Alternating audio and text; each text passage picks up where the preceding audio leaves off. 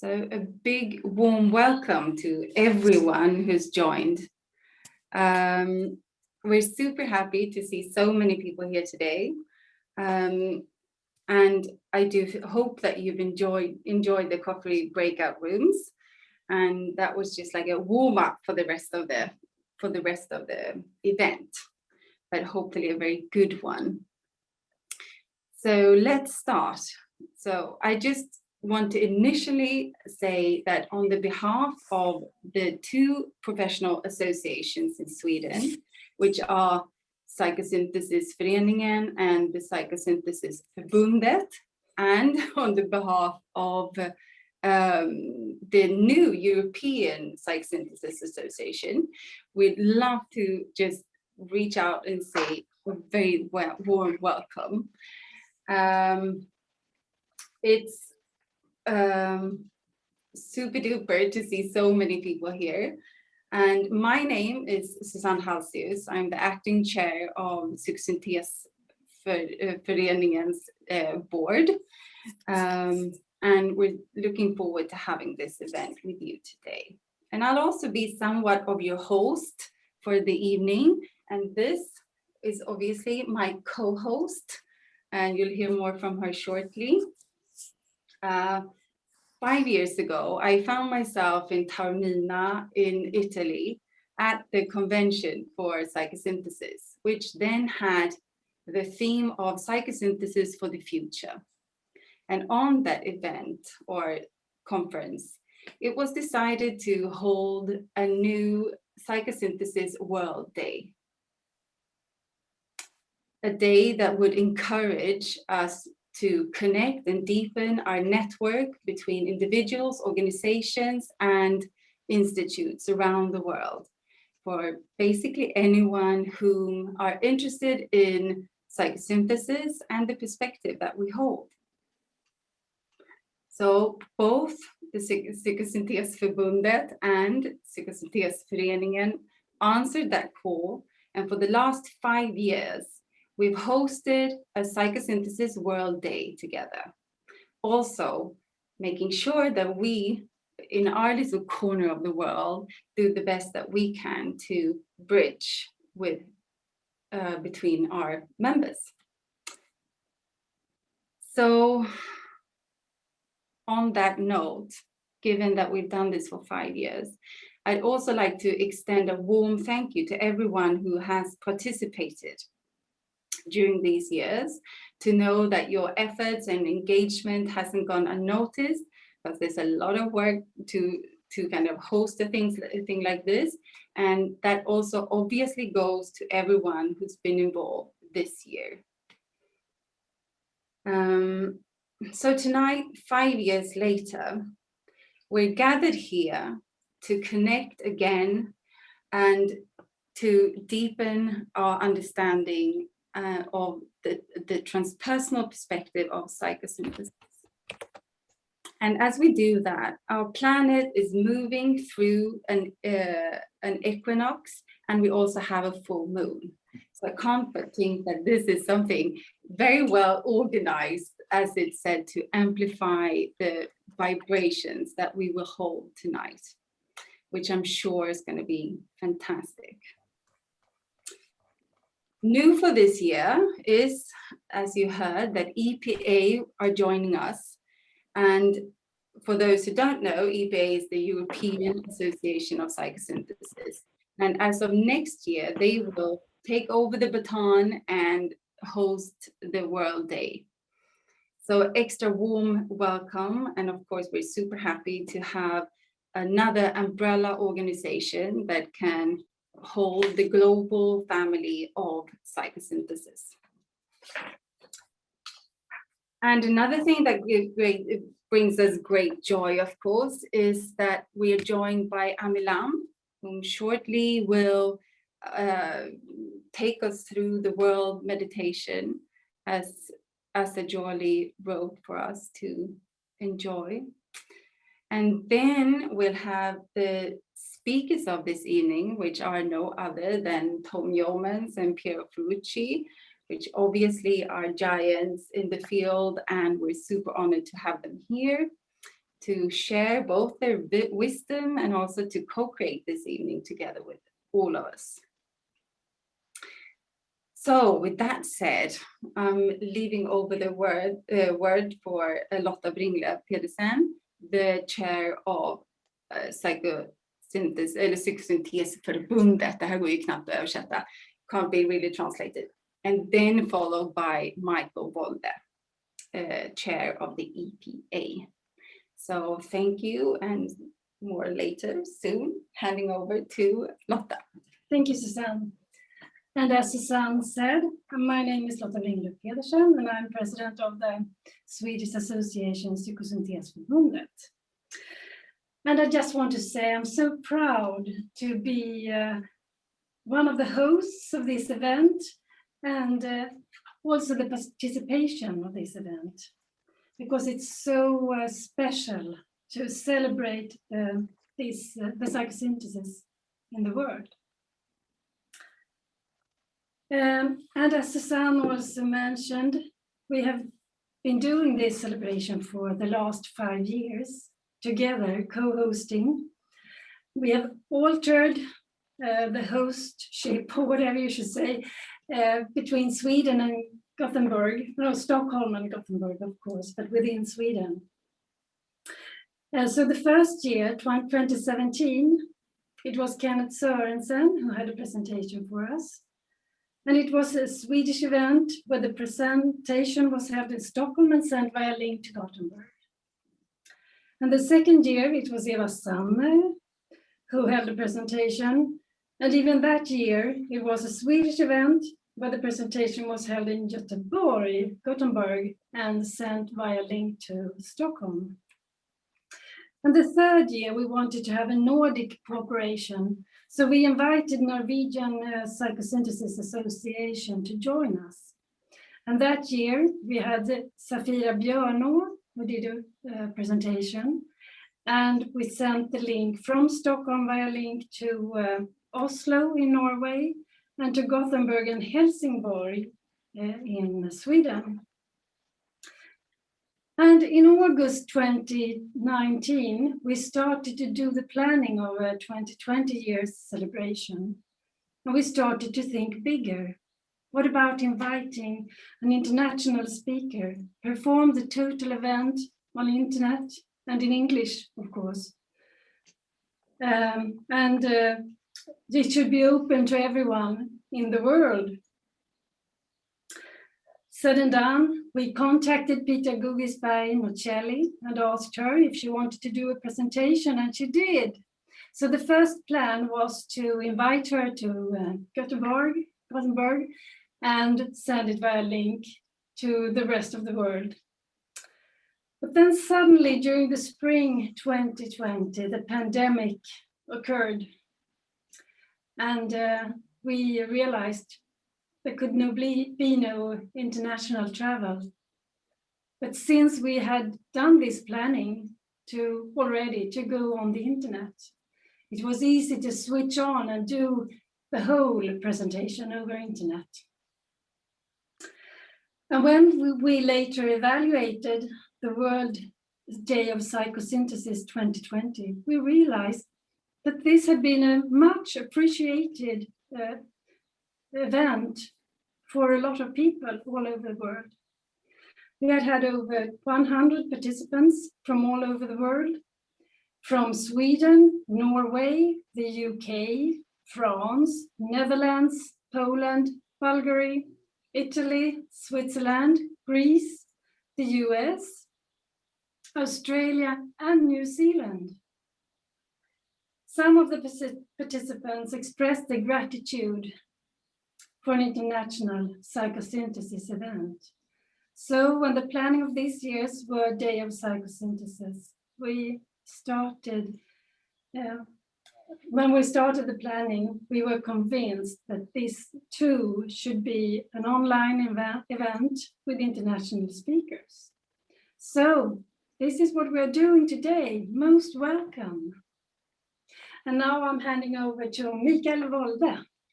So hello, everyone, and so good to see so many familiar and happy faces. This is a wonderful day. I can see that we are now 155 participants in this event, and this is more than we ever could have hoped for in the organizing group, and it's just great. My name is Michael Wolde. I'm chair of the newly formed European Psychosynthesis Association. And on behalf of the EPA, I would like to thank the Swedish organization, first of all, for the efforts they've put down in the World Day so far. And secondly, to hand over the baton to EPA. That's a gesture of generosity that fills me with warmth and gratitude. Taking a minute to reflect, I realize that this also fills me with some anxiety. How on earth are we going to top this? For those who doesn't know of EPA yet, the European Psychosynthesis Association was created this year to bring together individual psychosynthesis practitioners across Europe to meet, to share, and collaborate in creating a culture of respect and support. The aim of EPA is to create a European psychosynthesis community open to both student and professionals, to therapists and coaches alike, as well as people who use psychosynthesis in education, business, or art.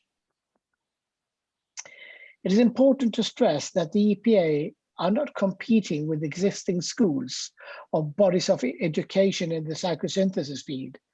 We are an international complement aiming to support and to promote learning from colleagues, between colleagues all over Europe.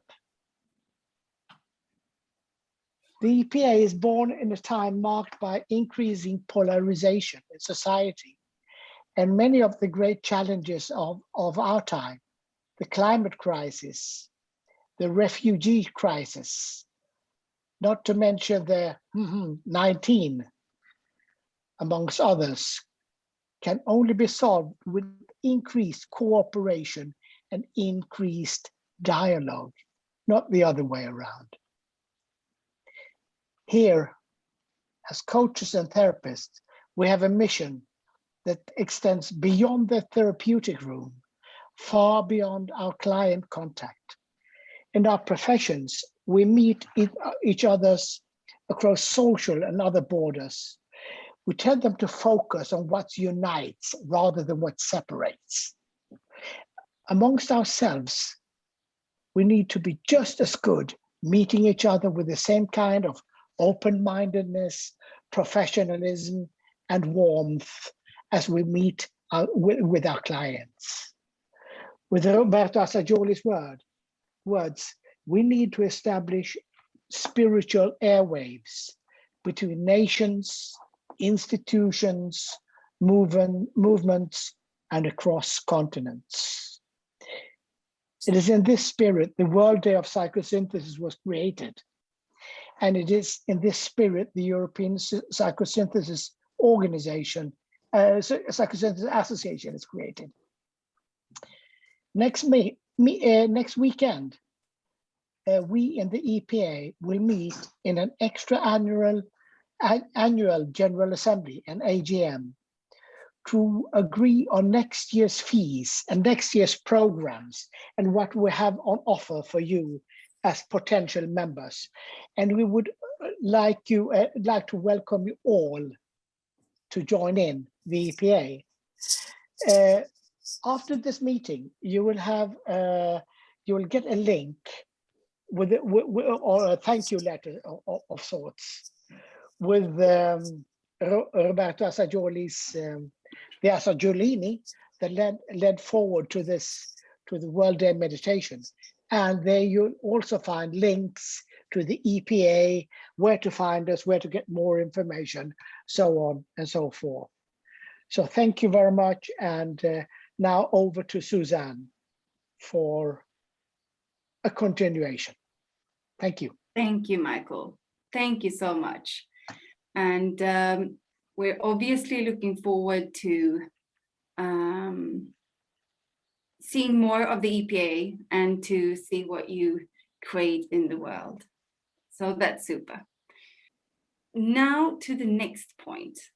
And it's my absolute joy to introduce to you, and many of you probably already know her, Ami Lamb, who's been the principal at our school here in Stockholm at the Psykosyntesföreningen. So I don't know what happened with the screen right now. There you are, Ami. Thank you. Ami will lead us through the world meditation. And with no further ado, I hand the word over to you. Thank you very much, Susanne. And I hope you can all hear me clearly now. I've tried to, yes, people are nodding, so it seems to work. Well, greetings everyone, and welcome to this meditation for psychosynthesis in the world. I feel very honored having been asked to lead the meditation today. And I want to begin by acknowledging the presence of all of you. I think we're now 156 people, 156 souls around the world, forming this circle across homes and institutes and nations and even continents. And may you all feel welcome and included. Before we enter into the meditation itself, let me start by telling you a little story of how the World Day of Psychosynthesis came into being.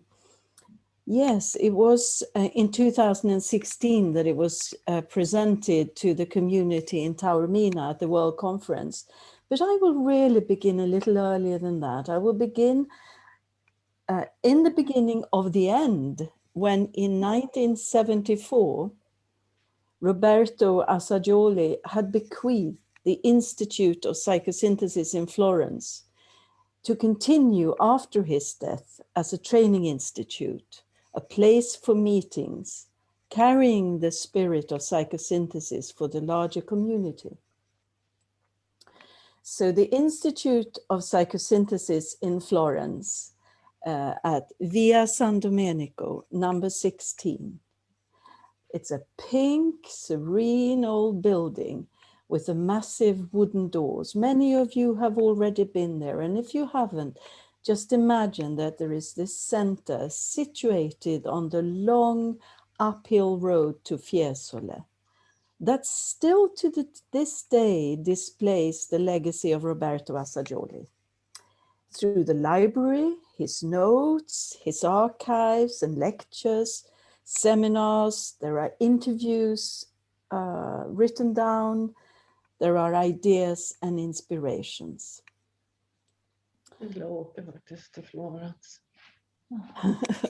I heard someone saying that they want to go to Florence. Well, yeah, I agree. Go to Florence. It's beautiful. Anyway, at some point, some years ago, a decision was made to make this treasure available to more people than the students of the institute there, to share with the world, indeed to include the world, through the creation of an online archive open to practitioners across the globe. So a group was formed to do this work, and the work has taken years of dedication, will, and time. They've been reading, they've been sorting, they've been filing, creating archives, and all these archives are now available online. And this group of people, individuals who have done all this work, maybe some of them are with us here today, I don't know. They've done all this work in their free time, in the service of the larger community. They call themselves the Gruppo Alefonti, and to them we owe our deepest gratitude. So in 2013, the Gruppo Alefonti came across some words on one of the Assagiolinis. That is the little notes on which Assagioli wrote, or rather scribbled, his ideas and inspirations. On this particular Assagiolini, there was an invitation by Roberto Assagioli himself, and it said, "It is urgent to establish spiritual airways between nations, institutions, movements, and across the continents." And it continued, "Let us give to this work comparatively at least as much energy, determination, desire, time, efforts as those which are given to establish airplane communications throughout the world." Now, this was written in 1939, and the date was the 20th of September. So thus, this date. And it was presented to the community, as I said, and Susanne said, in Taormina in the international conference. So here we are in 2021, and the challenges facing humanity are greater than ever, and the need for spiritual airways as urgent as it was then.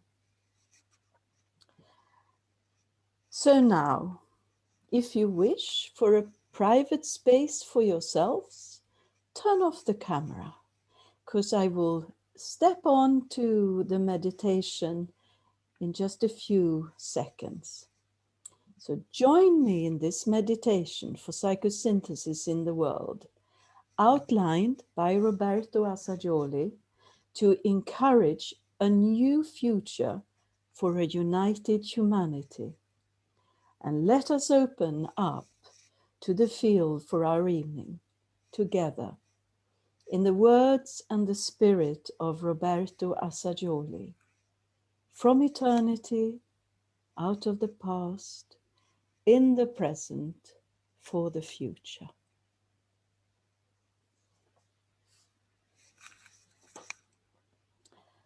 And I will sound the bell so that we can unite in our heart chakras 3 times to begin with.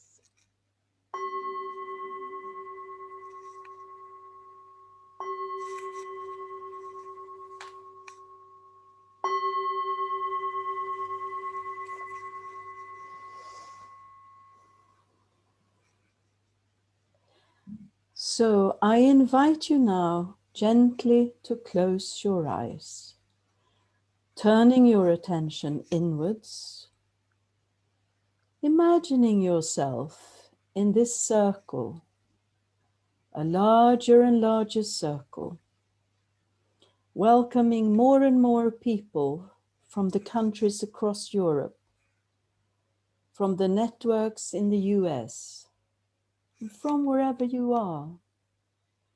Smaller circles joining in, making the outer circle so large that it can include us all, from the global psychosynthesis community, north and south, east and west, from a sacred circle with a sacred center.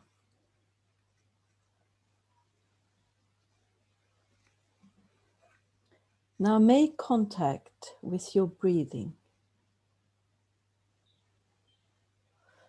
Let's just take a few deep and gentle breaths to be present. And as we breathe in and breathe out, we release any tensions that may have accumulated in our physical bodies so that we are fully relaxed. And with another breath, notice any emotions that may be tugging at you or coming in waves, allowing them to be calm so that the emotional body is still.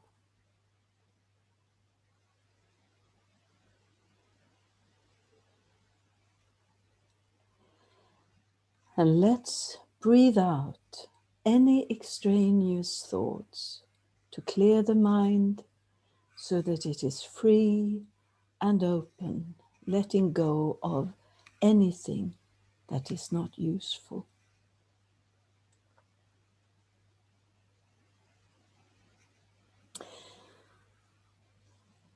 And then, together, let us enter the space of the heart, sensing in the center of your heart a flame that is the eternal flame of love that lives in every human heart and is a flame indeed, a reflection of the light that unites us. Let us see ourselves connecting heart to heart, spirit to spirit, so that in the group heart and group spirit we know that we are one. We are the diverse expressions of one.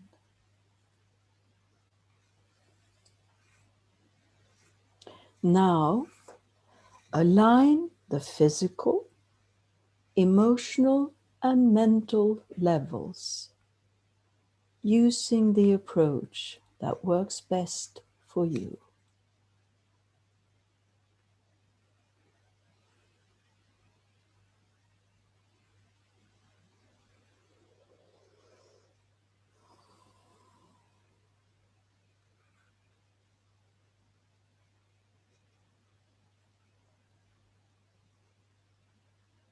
And now, raise to the center of consciousness and contact with the self, using the approach that works best for you.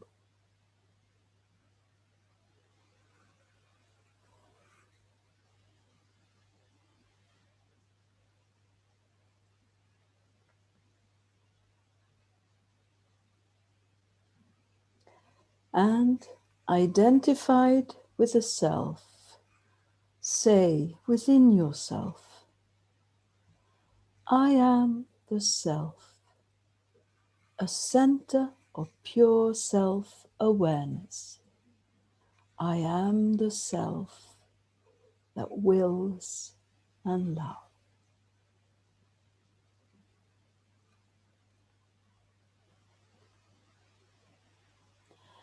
I am the self, a center of pure self-awareness. I am the self that wills and loves.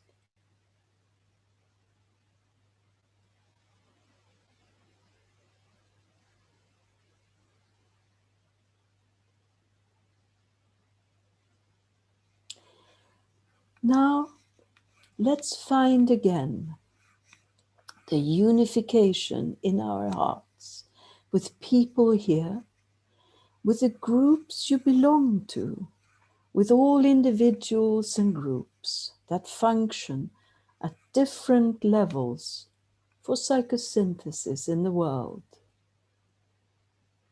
with all the people of goodwill to the wholeness of one humanity.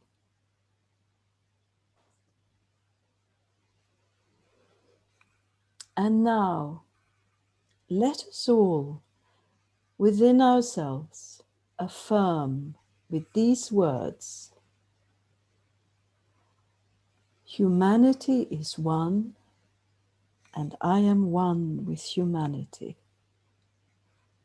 Humanity is one, and I am one with humanity.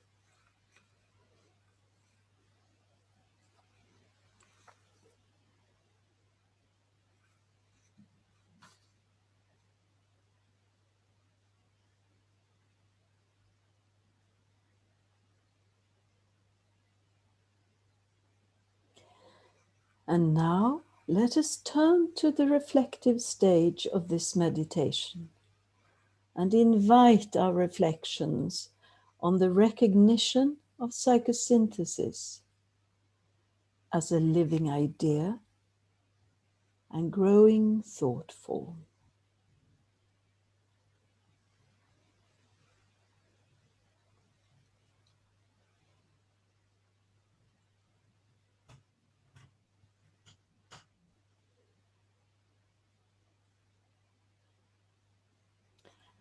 And reflect also on the recognition of its function to help human beings to realize their true nature and their highest possibilities, and to prepare humanity for the future.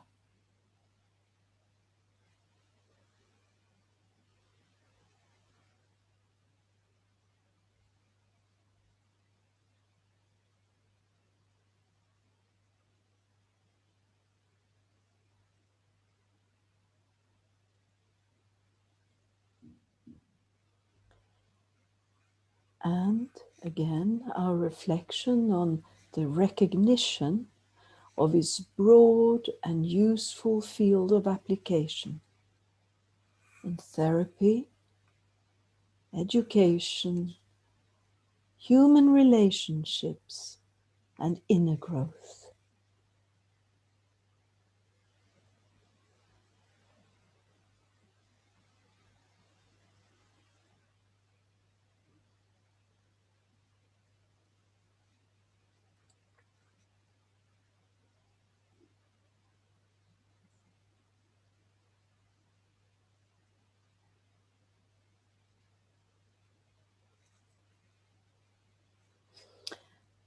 And our reflection on the recognition of its magnetic power to attract those who, due to their affinity or inner orientation, will resonate with its message and will cooperate towards its mission.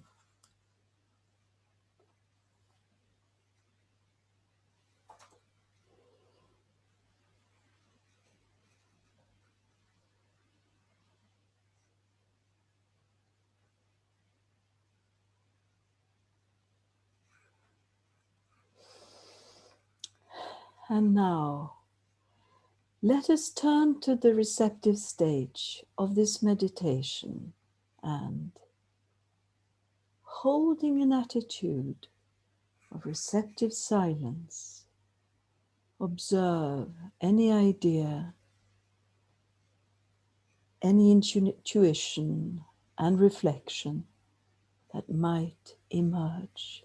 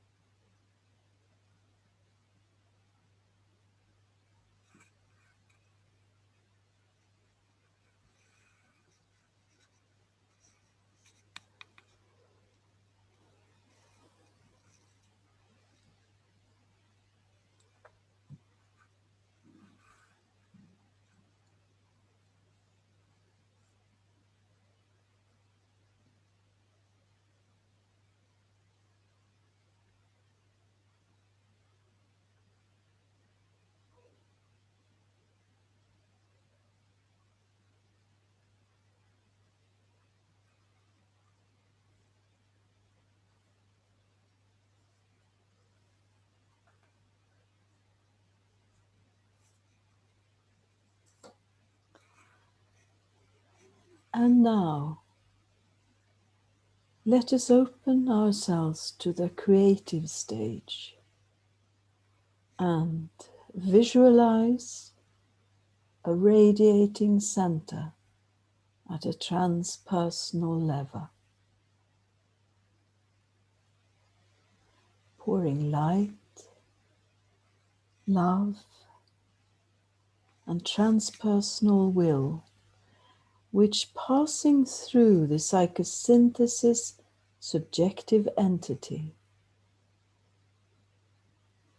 are spread out to all known or unknown centers, groups, and units working within psychosynthesis in the world. And to everyone participating and collaborating with psychosynthesis in each continent and in all settings.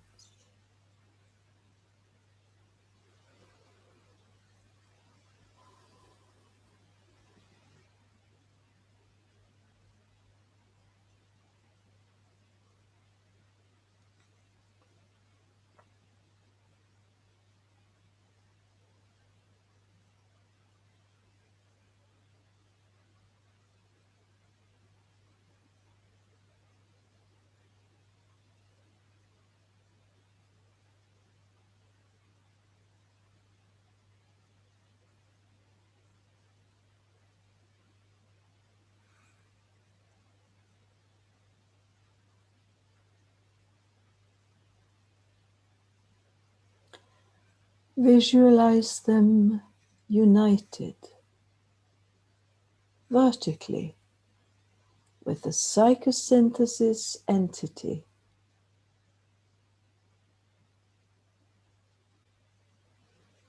and horizontally amongst themselves, so that light, love, and transpersonal will can flow, turning them into radiating and pulsating centers of service, attracting and illumining new collaborators.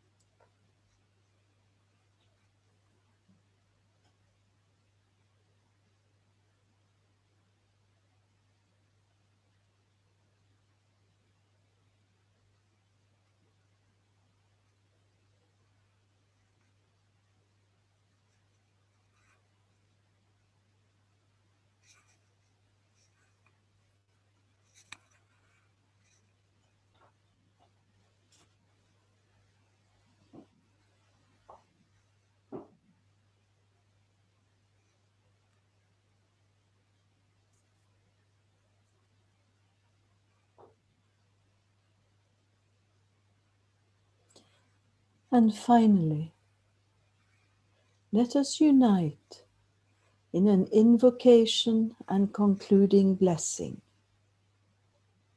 applying the most appropriate formula, for example, the following: love to all beings, north, south, east and west, above and below.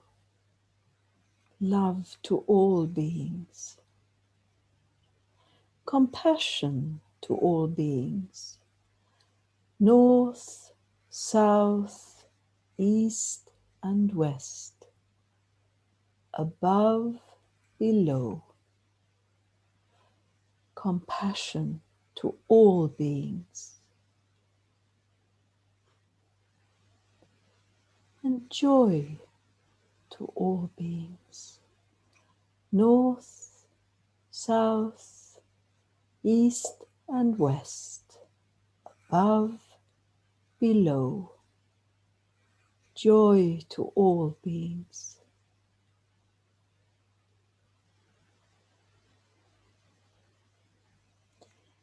Serenity to all beings, north, south, east and west, above, below. Serenity to all beings.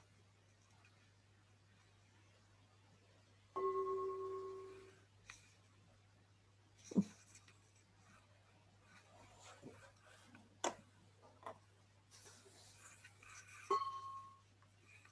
want it to sound.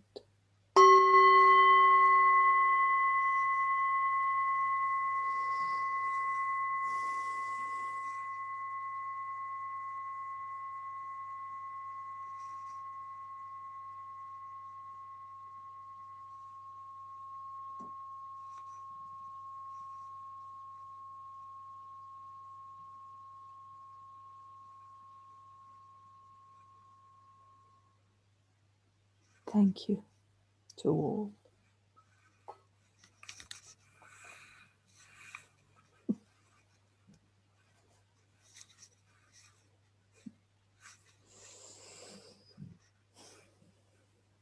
Thank you, Anne-Marie.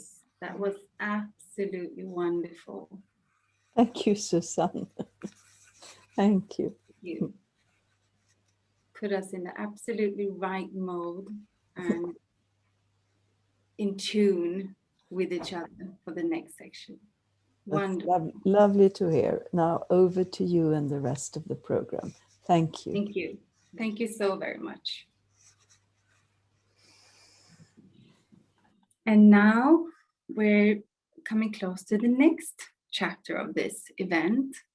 And I hope that all of you, and I'm sure you did, enjoyed this meditation as much as we did in this room.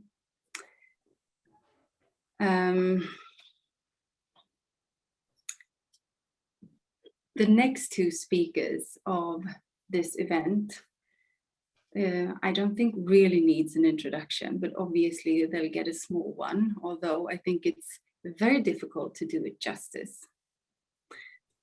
I think most of us have both been inspired, moved by both Piero and Tom's work and sense of being in this world. And I'm not exaggerating at all when I say that I think that they've had a huge impact in the world of psychosynthesis.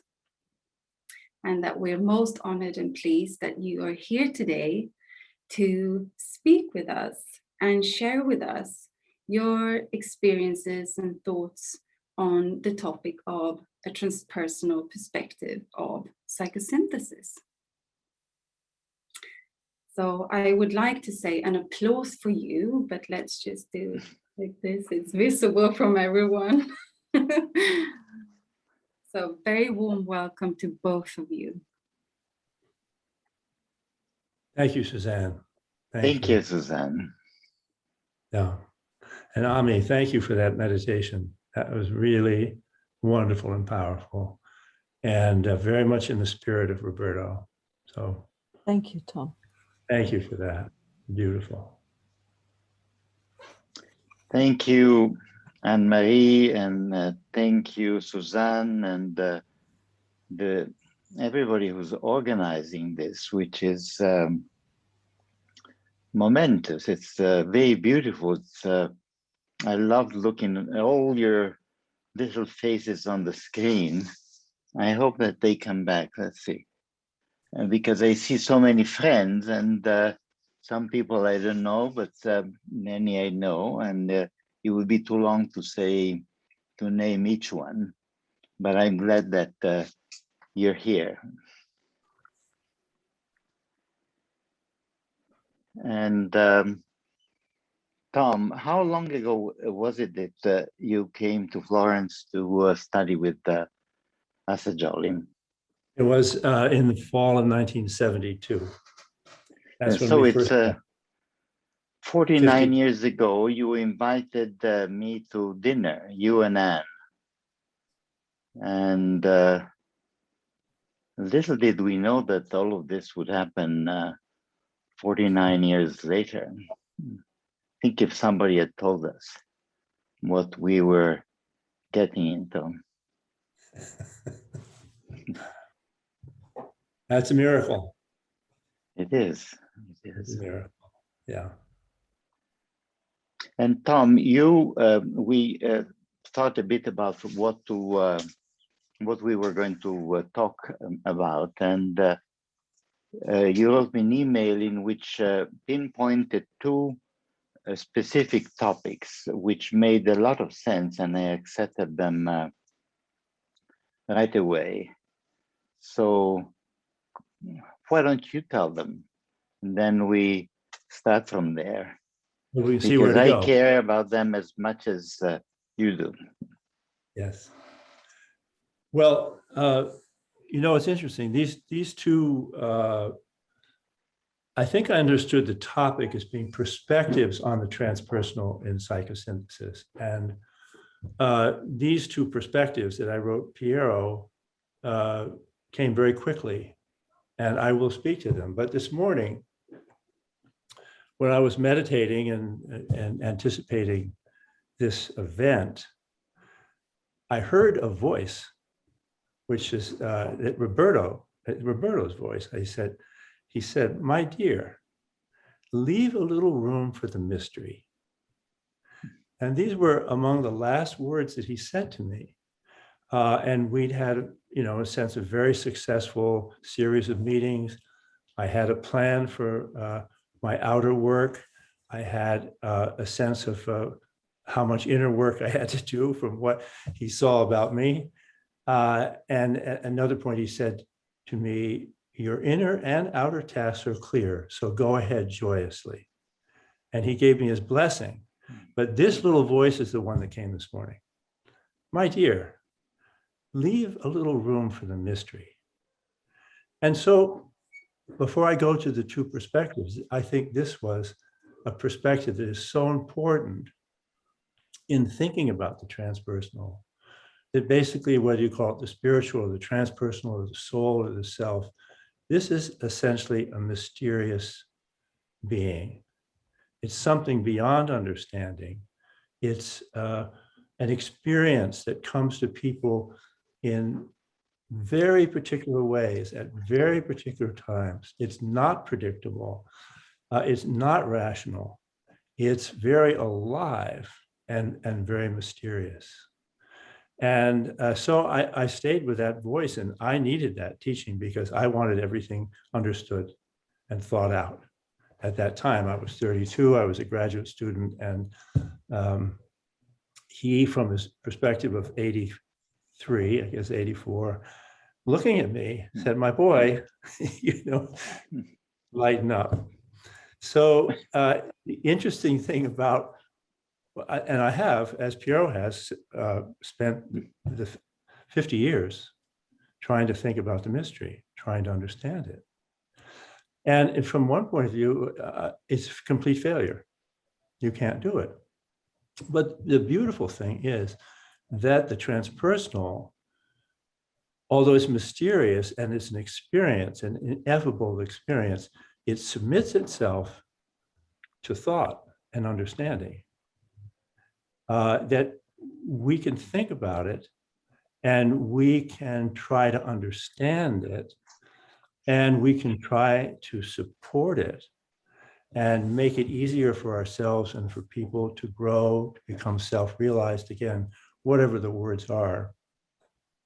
And these two perspectives that I wrote, Piero, which I'll speak about, certainly have to do with that. But I got this strong message this morning, and I wanted to pass it on, that this is maybe it's a paradox, is that the soul can both be supported and nourished and understood, and it can't be. It's wild, it's mysterious, it's unknown. It doesn't come to us as a thought. It comes to us as an experience. It may include thought, may include feeling, and very often includes strong physical sensations, but it's more than any of those things. So I want to start by saying to all of us, my dear ones, from the age of 80, looking back, I would say, leave a little room for the mystery. So as far as the perspectives, there were two, and Piero, we can see, where we go with them. But the first one was thinking about the perspective of transcendence, that the transpersonal clearly is based in the experience of transcendence, and disidentification is a practice of transcendence, stepping back, letting go, getting a larger perspective, and so forth. Transcendence is totally central to really all spiritual disciplines, and it's certainly completely central to psychosynthesis and that little dotted line running from the I up to the higher self is a transcendent movement. So, and in the beginnings of my work in psychosynthesis, this is certainly, I was teaching transcendence all the time in many different ways. But in recent years, I guess having seen some of the imbalances that can arrive through too much emphasis on transcendence. Sometimes people refer to premature transcendence. Sometimes it's a fixation with the superconscious. There are many different ways this imbalance sets in. I found myself coining and then talking about a complementary principle, which I term descendants. And that descendants, I think, is a principle that's equally important as a perspective on the transpersonal. And as I said in a Zoom meeting yesterday, it came to me, and I can say it again, being is hungry for expression. In other words, the soul is seeking a full incarnation, a full expression, a full behavioral personal expression through the vehicle of the personality. And actually, the reason we do personality work, one, is to make our life more harmonious at the personal level, but a deeper reason is really to tune the personality to be an instrument and vehicle of the expression of spiritual force. So I wrote Piero and said, here's another principle. I was reading a book by a monk, actually, recently. His term was inscendence, as opposed to, again, transcendence. So it seems like it's in the air that, and maybe it's COVID, maybe it's the crisis on the planet. There's a sense of spiritual life also needing to be worked with as a descending incarnational force, as well as an awakening and opening experience. Of course, this ties, Roberto had everything there waiting for us. It ties in completely with the relationship between the spiritual will and the personal will.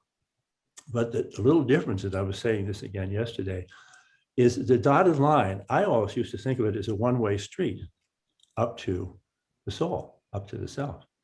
Well, maybe it's a two-way street. Maybe the dotted line runs both ways.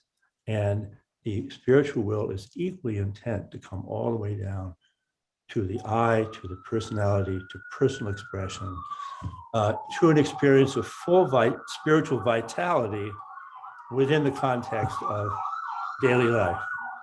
There goes the sirens. So that was one principle, and the other one had to do with the planet. What Ami touched on very much with the meditation, but maybe we should just start with this first one, Piero, and see where we go, and the planetary one will be waiting for us if we have time.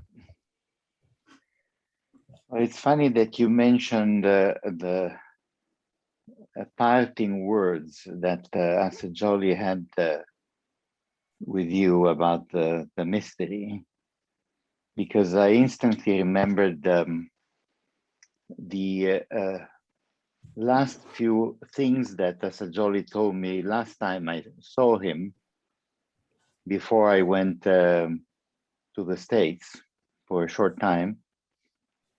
And he told me, remember the words of the Greek philosopher Heraclitus, always expect the unexpected, which ties in quite a bit with the mystery, I think. And then I went to the States, and I was cold, and they told me that Assagioli was dying, so I took the plane, and while I was asleep in the plane from America to Italy, I dreamt a falling star that went through all the heavens. And then when I came back to Italy, it was too late to still see Roberto, but that was it. That was the way it should have been, I suppose. Now, talking about these two directions, I'm glad that idea came to you, Tom, and I agree completely that the descent into the world, into our world, however difficult and enigmatic it may be, is a great task. And in my own practice of therapy and groups and workshops, I see more and more people not really wanting to be here, or feeling that they don't belong to here, to this planet, to this predicament of being human. They want to be here, but they don't want to be here. If you want to say it in more esoteric words, they are not fully incarnated. They're not fully embodied. That's why I've been interested in working on beauty, because Assagioli was among the few who pointed beauty as a fundamental need, that if you don't listen to that need, you're in a bad shape. And I think many people don't listen to that need, and that may be why they're not fully here. Mm-hmm. I also think, as you do, as you just pointed out, the other movement going up is also important. Often I notice in my teaching that there are almost like two parties, the transcenders and the people instead who want to come back down here. And it's not that one is wrong and the other is right. They're both right, and they're both skills that we need to have. For instance, I was just thinking the other day, psychosynthesis is the only system that I know that gives you the tools to get out of itself.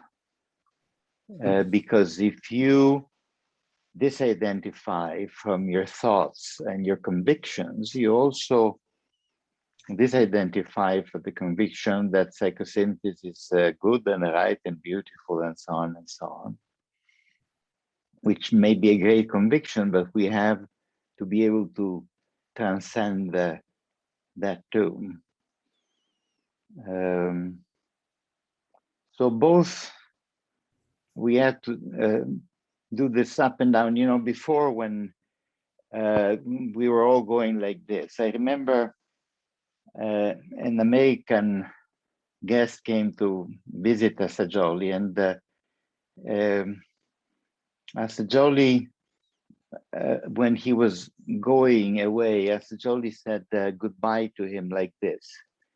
And this person also went like this, like going like this, and you could see the flow of energy. You know how it was to be with Roberto, and then Assagioli started going like this.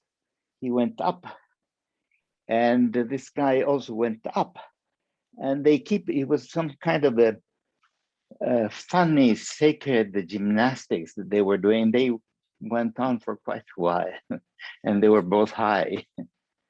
So up and down. It's a big thing. I think another reason for trying to restore this balance that you're talking about, and that we both agree, is that we have seen we've seen the distortions of transcendence. In other words, we've seen the language and the practices of transcendence used as avoidance of experience. There's a term, premature transcendence, becoming identified with superconscious contents of being very spiritually oriented, but not comfortable at all in our personal lives, as you're saying, being not fully there.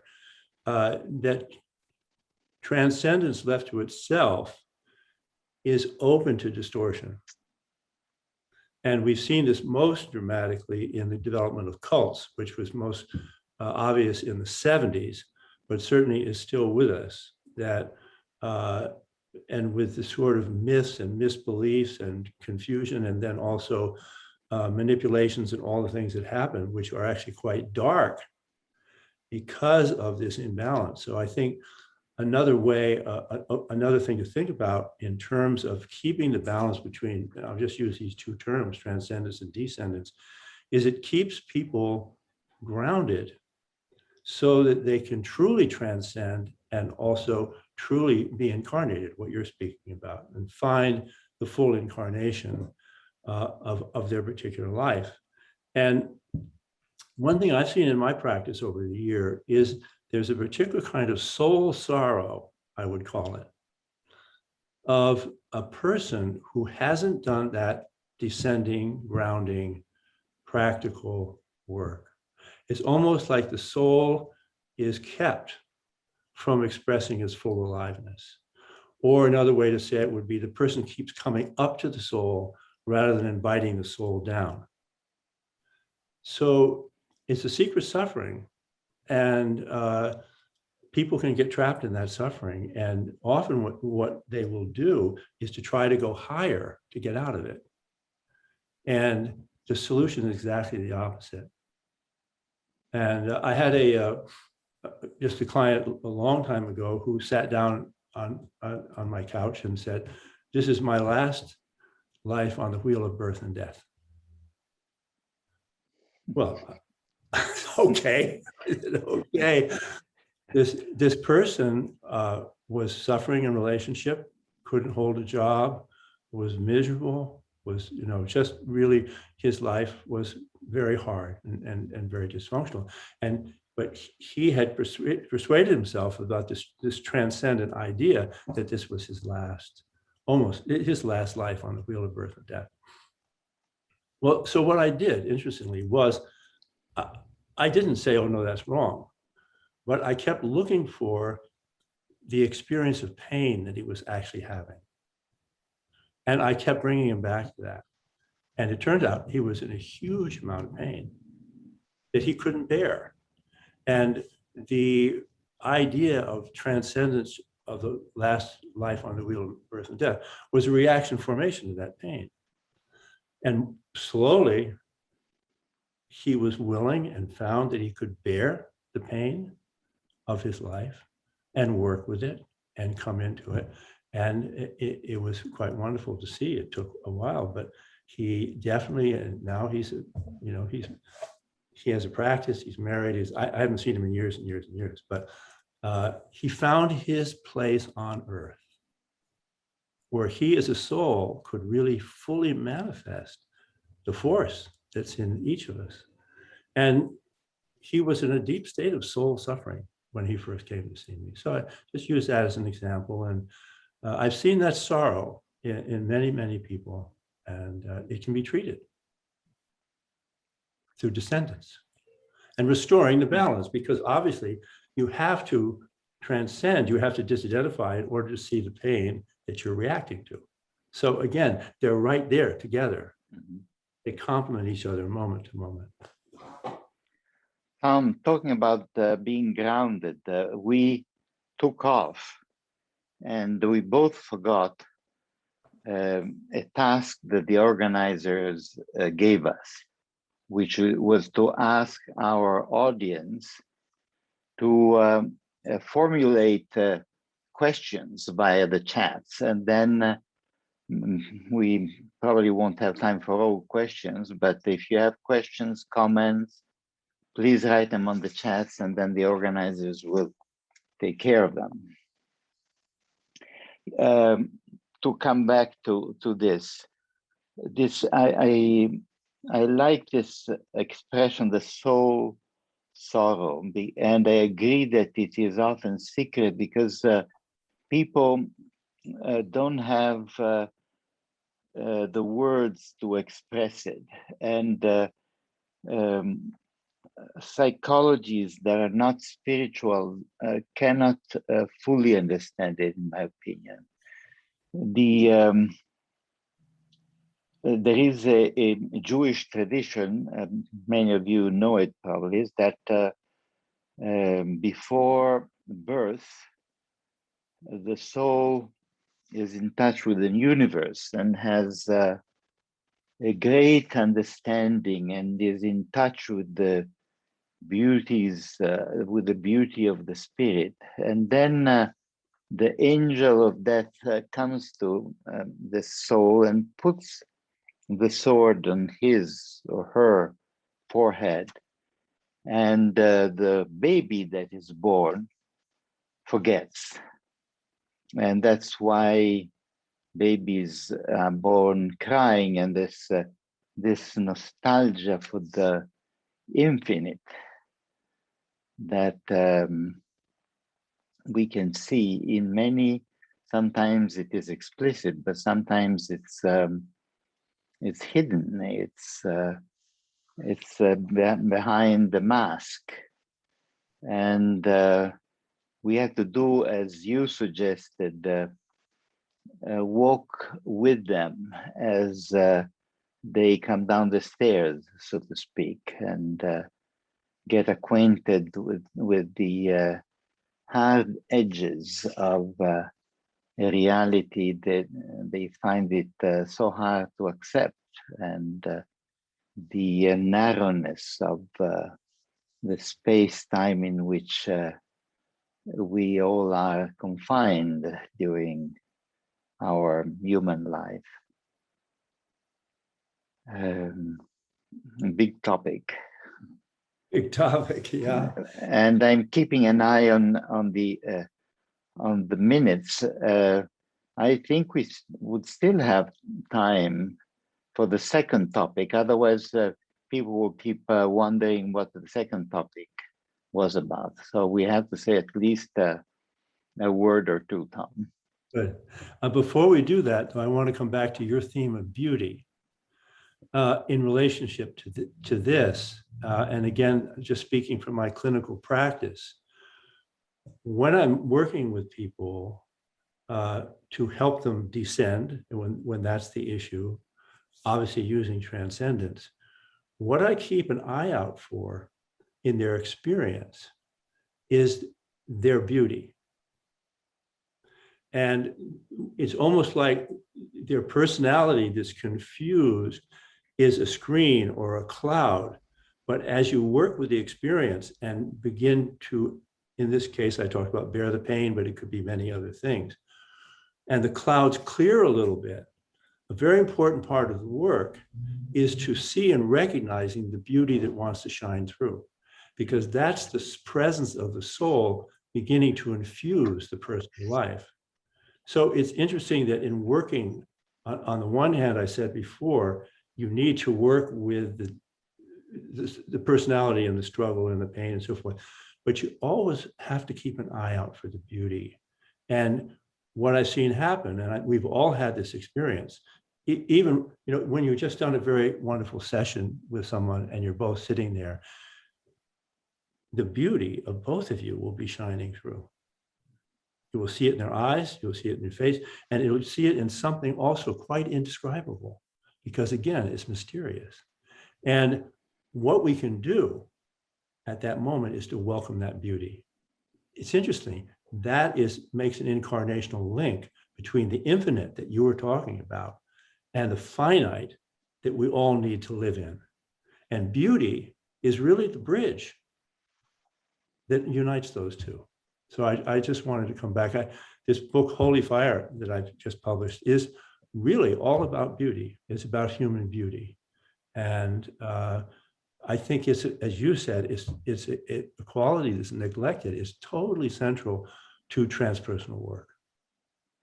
Well, So, times are changing. I was reading just the other day an American psychologist, Haidt, within the context of positive psychology, talks about elevation and defines the feeling of elevation as what we feel when we witness moral beauty.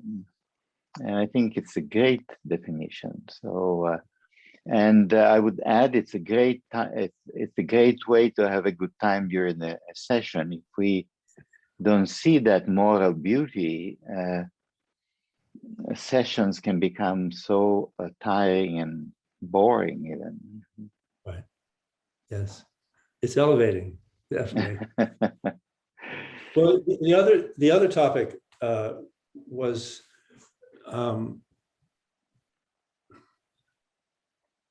I guess in terms of perspective is I think there's a shifting perspective on individual work, spiritual work, which in the old days used to be seen as a largely individual endeavor, people growing, awakening at different stages and so forth.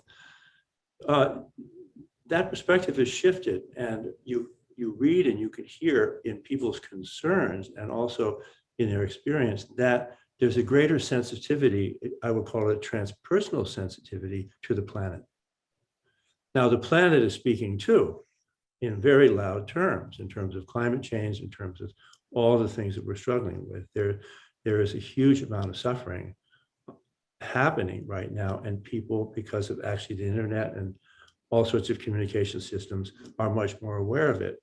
So I guess the perspective and interesting, Ami's, the meditation so speaks to it so powerfully, is that we really, as souls, are sensitive to the whole. And that part of our vocation as higher selves or souls is to find our way to contribute to planetary healing. We can't just leave it up to the leaders. We can't leave it up to the environmentalists. We can't leave it up to the activists. We, each person, each cell in the body of the world, if you want to use that metaphor, each of us is a cell in the body of the world. We need to respond and shape our life to help with the planetary healing. It's no longer a luxury. I think it's something that really needs to come into a deliberate part of our work. Might even helping ask people along these lines and questions like, what is your relationship to the planet? What troubles you most? What cause, what thing is most deeply disturbing to you that you would like to respond to? In asking those questions, you would be asking their soul how he or she wants to respond. So that's I think it's emerging. It's urgent. It's an emergency also, and I think it's going to change how we work with people in a good way, because we are. The meditation was so clearly, we are one, infinitely diverse. We are one being. So the term I've used for this in my writing is species maturity. That we need as a species to awaken and do the work that's necessary to become mature as a species. That we're very immature, we're unconscious, we're identified, we're not dealing with our sorrow, and we're wreaking havoc. So that was another big topic, Piero, but that was the other thing. Well, let me just add, it's the words species maturity are excellent, I think, because as a species right now we are at war. Unfortunately, we are at war with nature, and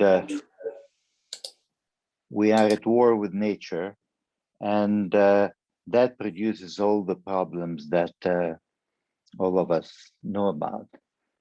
When it comes to the individual, you're perfectly right about talking about the fact that we have to do our little piece, which is infinitesimal, but it counts.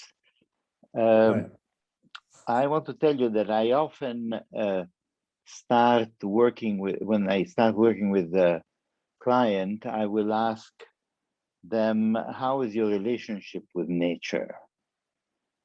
How do you feel when you're in nature? How often are you in nature? And when was the last time you looked at the starry sky? And the answers that come, I don't like them too much. You know, and you can clearly see that there's something that has to be healed there. And more and more, I use the power of nature that is so wonderful. I mean, nature can give people a much better session than I can. It's just that if I tell people, why don't you have a walk in the forest? You know, they may tell me, well, that sounds like my grandmother's advice, but I think it's a good advice. So go and have a walk in the forest, and then we'll talk again. Because that's dramatically missing. And luckily, there is a lot of evidence now, really a lot of evidence of how healing, we all knew that, but we forgot, but the scientific evidence is finally coming in that walking in nature will make you feel better and will give you a greater life satisfaction, will make you have good ideas, and will help you being here, descend. It's the greatest tool that we have to operate on that descent of the soul that you were talking about. The soul prefers to descend when we're in nature rather than we are somewhere else. There were a lot of other things that you and I wanted to talk about, I think, but maybe this is the time we go to questions and answers. I don't know about where Suzanne is, and if we have more time, that's fine too. Good. Suzanne, can you come on the screen? Here. Yes, I'm here. Can you come in a bigger box? Manifest yourself. Thank you. Good. Yes, I love what you're saying. And we do have a few questions relating to this. And one question is, what do you say about the transpersonal will? Who goes first? Well, I can just say how I understand it, is that the soul has both consciousness and intention. Yeah. So much like the I has both will and being. Okay. So the soul is not just a cloud of consciousness. It's consciousness that has intention. And the intention is to express itself, its energy, its vitality, its gifts, and so forth, in the given world that's incarnated into. So the transpersonal will, or the term I use is spiritual will, is that aspect of the soul that is intentional. And that intention is rooted in being. That's a very important aspect of it. It's not that it has to do anything, but from being, from isness, from suchness, from emptiness, whatever the words are, there is, you can call it a desire or an intention to express. So I would see the transpersonal will as our central intention to express who we are.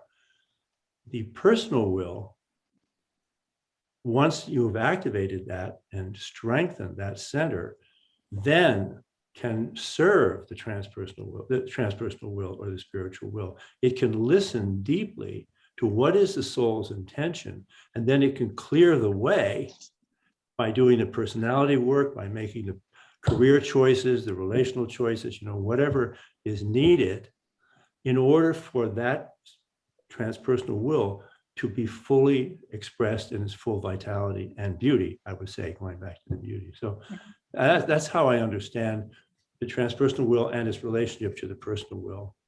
We used to say the personal will is the outpost of the transpersonal will, and that it's one will. But it's useful to differentiate it, because sometimes people have a very strong will and they have no idea or no connection to their spiritual will. And they have what's called an existential crisis. They can do anything in the world, but nothing's worth doing. So sometimes other people have a very deep sense of their calling. They have no wherewithal to make it happen. Mm. And so then you need to work with a personal will to get it going, so it can do the work of reshaping life so that that deep soul force can pour into it. I hope I'm responding to the question. Yes, very well. I understand. I think you are. I would add that we can see the transpersonal will as the pattern inside the seed, the pattern of the future plant, or we could see it as the symphony that needs to be played by the orchestra, and it's just sitting there to be and waiting to be. When is somebody going to play me? And somebody is you and me and everybody else. And the beauty of it all is that we, as coaches, counselors, educators, therapists, parents, are assisting people in doing just that, because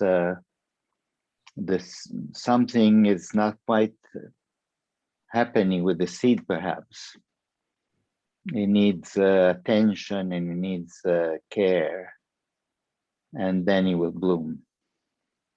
Beautiful. Yes.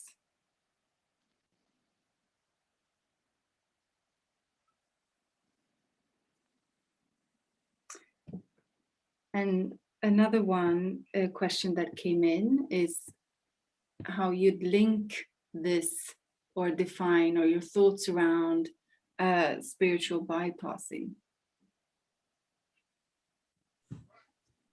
You want to take that on, Piero? No, because you use the word spiritual bypassing. So you go first. Meanwhile, let me cogitate a bit. Okay. Well, it's interesting. It goes back to a distinction that's often lost that Assagioli made between the spiritual dimension and the superconscious dimension. What happens is superconscious experiences are evoked or provided, which are very attractive. And they become the stuff of spiritual life, of being high, being loving, being whatever the qualities are. And the tricky thing is that those qualities are real and they're wonderful.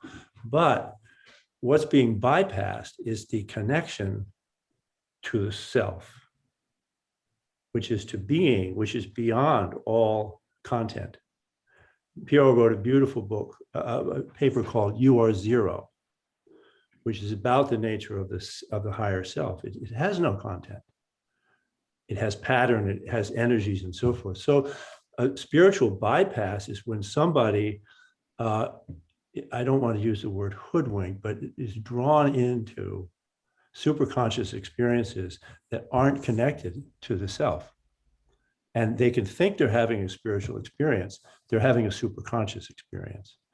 And in that case, that can become an addiction, an identification, and eventually what the person has to do is to step back from that bypass. And as I talked about with my client, both find the true root of being and also work out how to be in the world. And Roberto was very clear about this, but it got lost, and the superconscious and the self got merged together in a certain way that it makes it confusing. So I think he wrote, if you go back to his original writings, he makes this distinction. The bypass comes from mistaking the superconscious qualities for the self. Mm. Well, I would say it's a dead end. It's rare that one can do that for the rest of their lives, because you then come to a place where you stop. For instance, there are many people that think or are told or read that meditation is the way to spirituality. And so they meditate and meditate and meditate, and it becomes a way of escape for Right. them, which meditation surely is not in itself, but it can be used in that way. And then it's not spiritual at all anymore. It's not part of that plan of the spiritual will that we were talking about before. Yeah. The other thing that can happen with a spiritual bypass is that people become very vulnerable. And this comes back to the development of cults and dysfunctional groups, is that a leader who is looking for power can use spiritual language and in a sense, superconscious spiritual experience to render people ungrounded. And then all sorts of other things begin to happen, which are quite the opposite of spiritual life, where the leader or the leaders of the group or whatever begin to use the power for exploitation and all the things that happen in dysfunctional groups and in particularly in cults. And this is one of the things that I think everyone has to pay very close attention to. If you want to work with a spiritual dimension, you also open up to the possibilities of deeper destructive energies, let's put it that way. And it's just a wise thing to do. We had this experience in San Francisco in the 70s where we were naive, and it got very imbalanced and very dark. And I'm now grateful for that experience, even though at the time it was excruciating, because it taught me so much about, if you want to put it this way, the balance between light and dark. And the best guard against that kind of thing happening is to be rooted, grounded, all the things we've been talking about. That brings a mature experience of spirituality, which is not dominated by the world, but is in the world. You know, Christ said, in the world, but not of it. So sorry to have to mention that, but that is, to me, that is really a part.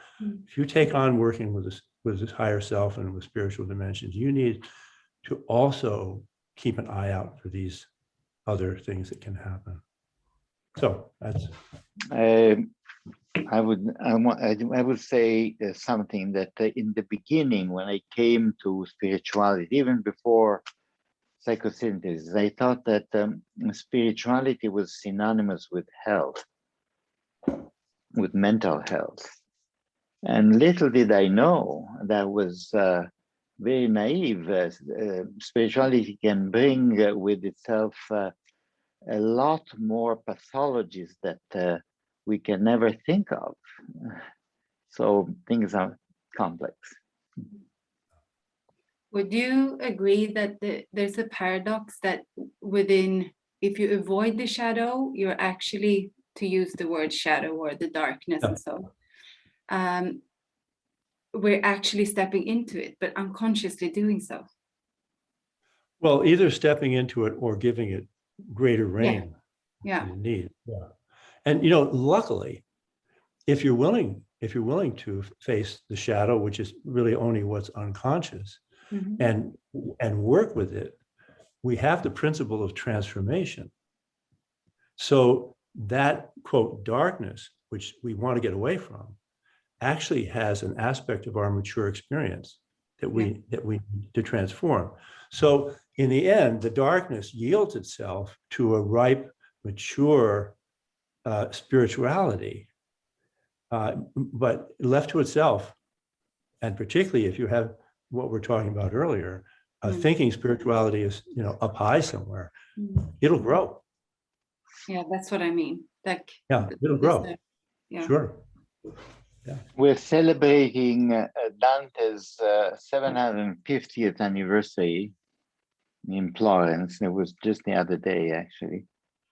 And it's always good to remember that he went deeply into hell before going, and there is stages of hell. It was very detailed before going to purgatory, not yet heaven, then heaven, which is the superconscious. Yeah. Another question that came in was the correlation between collective trauma and individual trauma.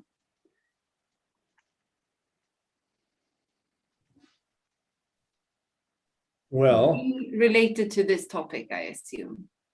yeah. Well, there's definitely a correlation in the sense that collective trauma can trigger the individual trauma. So there's definitely, it's sort of big box, little box in a way. There's definitely a resonance, and but I think maybe an important thing to do is for people to sort out for themselves what for them is the collective and what for them is the personal, so that they contain and can work with what is their own piece. Because if they open too much to the collective trauma, it's completely overwhelming. Yeah. It overwhelms the personality, it overwhelms the life. And we know activists for whom this is happening. And then they get a premature experience of despair because they're out of balance. They're too sensitive to the collective. One, it can be a way of avoiding their own personal suffering. But let's say it isn't. Let's just say that there's that resonance. Then it really seems like the world is going to hell. But it isn't. There's a balance on the planet too. There are all sorts of difficult things happening, and there are all sorts of wonderful things happening at the same time. There's all sorts of awakening going on. There are new organizations, there are new ideas, there are new communication systems. There's all sorts of people who are more conscious. Speaking of the forest and forest bathing, there's a whole literature on forest bathing and then the studies of forests as living beings. A book I'm reading now is about the mother tree and the interconnection between all the trees. And there's so much at the biological level that's emerging that has to do with inherent interconnectedness. That's happening right now. Yeah. So I guess if I understand the question, it would be, if you feel overwhelmed, sort out the distinction between your personal suffering around that issue and the collective suffering. Do your work on the suffering, and then you'll be able to keep that balance better. I hope I've understood the question correctly, or close enough. It's a very complex question. I was trying to find in my mind some examples, but for instance, now we know that children are playing less and less out in play park. This is happening especially in America, but also in Europe, that children just play at home, even before COVID times. Yeah. And that's because of the fear of predators. And so that has been correlated with the rise of psychopathology, because play is a basic need. We all need to play. We lost Piero. Did we? You lost me? I'm still here. Okay, he's back. You hear us? Okay, good. Hi, Tom. It says psychopathology. Yeah. Yeah, in the rise of the connection between play and the rise of pathology. Yes. Yeah. There is a big rise in pathology because children are playing less and less out in play parks, out in nature. And that is both, that is a way in which a collective problem is transmitted to the single child, this fear that something may happen to you. And I can think of many other ways in which the collective and the personal are connected, but it's a big topic. It is. And it also makes me think about, I mean, women feeling unsafe and what it does to women's health, for instance, and obviously men feel unsafe too, but as a collective and individual. And it brings to mind the power of beauty, that also focusing on the beauty then. I mean, not to be too distorted towards the dark. Right.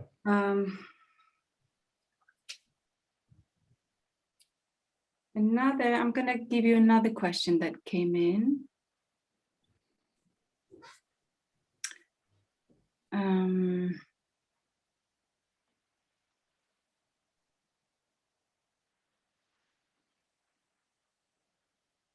I wish we could see you all. Question by to the way. Tom. Yeah, question to Tom. But I would guess it's for all of you. But how can we use the two models of the egg that has emerged thanks to John Furman? The position of self. What do they actually tell us about the mystery?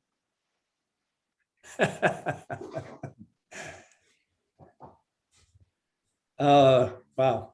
You know, say the question again. Let's hear it again. I'm not sure exactly how to get my head around it either. So I'm just going to tell it like it is, and then it will open up. Yeah. So how can we use the two models of the egg that has emerged thanks to John Furman? I.e. the position of self. Right. What do they actually tell us about the mystery? What a great question. You know, I would say, starting from the mystery, is that the experience is beyond any diagram. It's beyond any diagram. Not translatable. And I think Roberto would be the first to agree with that. The second thing is that diagrams show different things. And I think Roberto, with making the self explicit at the top of the diagram, was trying to, in an explicit way, include the higher self, the transpersonal, within normal human experience. In that he was going beyond Freud and behaviorism. So it was very important to indicate a shining star there with a dotted line. And God knows, I saw that diagram at age 31 when I was just so lost and struggling. How would I be in the world? I saw that diagram in his book, and I had this immediate recognition. This is what I've been looking for. Tremendously valuable to include the soul within the context, the image of human being. Now, there have been other revisions. John did a certain revision. In my book, Holy Fire, I've done a certain revision. There are other people revising. They're trying to show something different. In John's case, it's to try to show the non-dual experience of the self. He has I self. He puts the two together. He's saying there's something that is non-dual, and that came partly out of the distortions that came from the self being at the top. I am putting the self through the whole diagram in order to show some of the things I've talked about here, that the soul needs to hold and integrate everything in a human experience. It can't just be the upper level of the egg diagram. So I see the revisions of the diagram as meeting different needs at different times. And going back to the first thing I said, the whole experience of the self or the soul does not fit into a diagram. Yeah. It couldn't possibly be held by a diagram. It's mysterious. And it's an experience. It's not a thought. It's not a drawing. It's an experience that people have and they value. And we're trying through diagrams, teaching, all these things, we're trying to support that completely non-rational, mysterious experience in people's lives and grounding it then in who they are on earth, so to speak. So again, it's a great question, it's very complex. I want to hear what Piero has to say. Well, I think the diagrams are toys, with all due respect. They're toys that we like to play with. And I don't know if any of you has read the autobiography of Roberta Saggioli, which we published thanks to Tom, actually, who got us interested. It was the Saggioli had started an autobiography, and so we have just the first part of his life. But in that biography, he says that from birth he had a defect to his foot, one of his feet, and he couldn't quite walk properly. I don't know how that is called in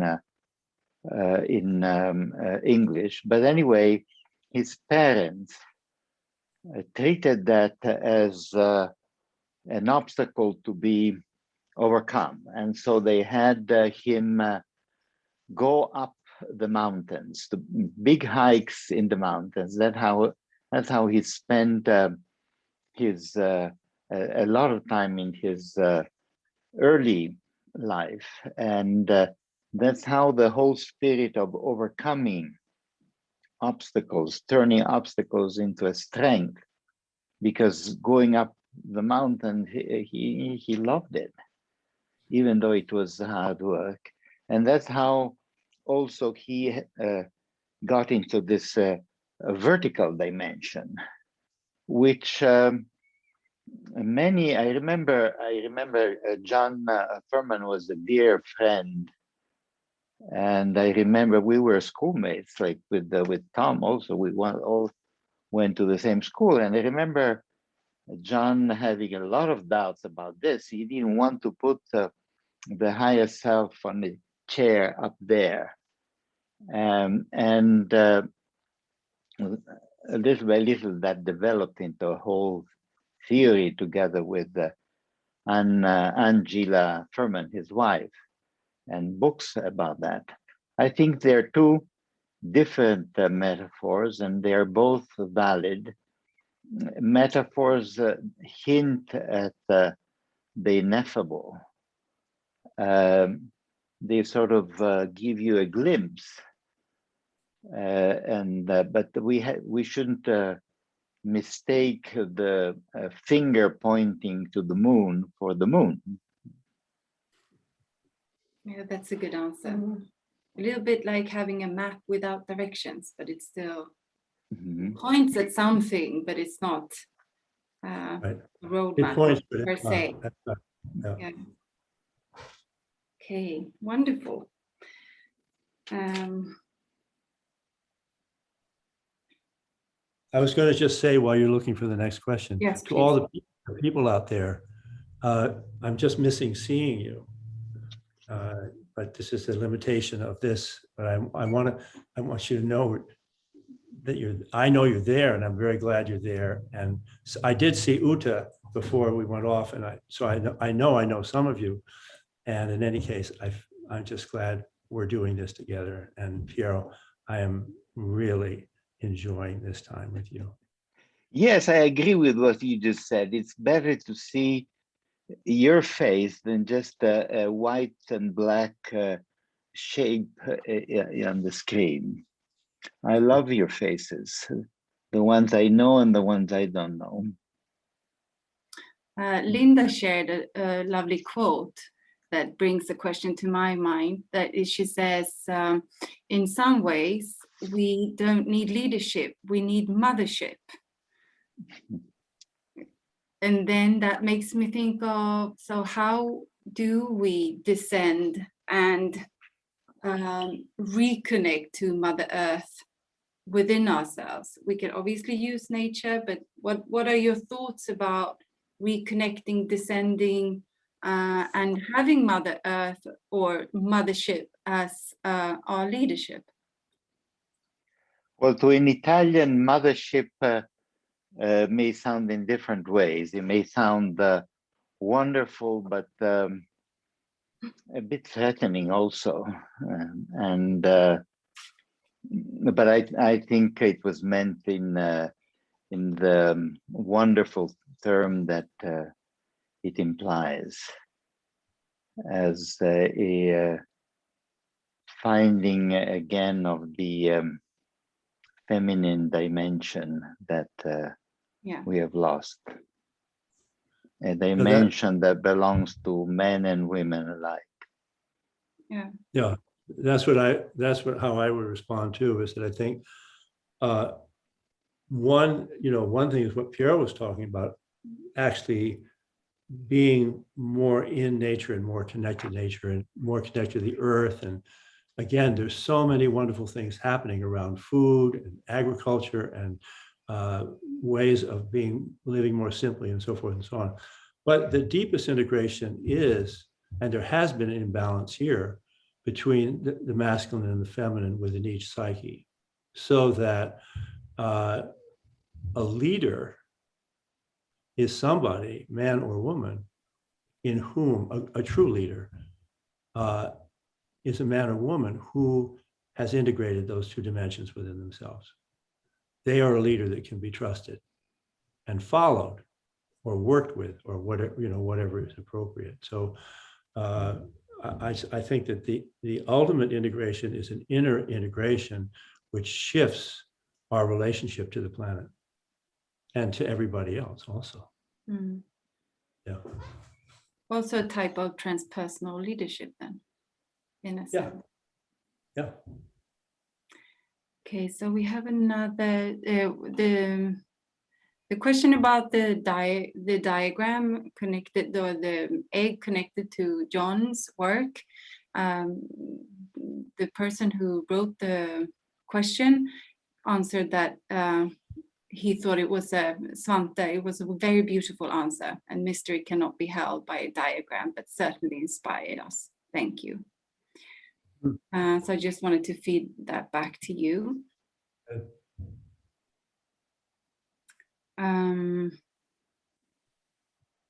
Let me see. There's a lot of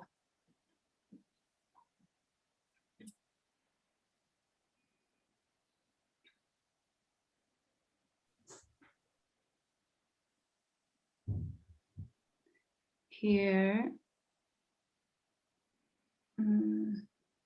So another one that has come in is that the central expression of who we are, according to Tom, means to me, the writer, each of us is very important to upgrade to soul calling and express it in the world. So is that true? Is it that what you mean? Yes. Yeah.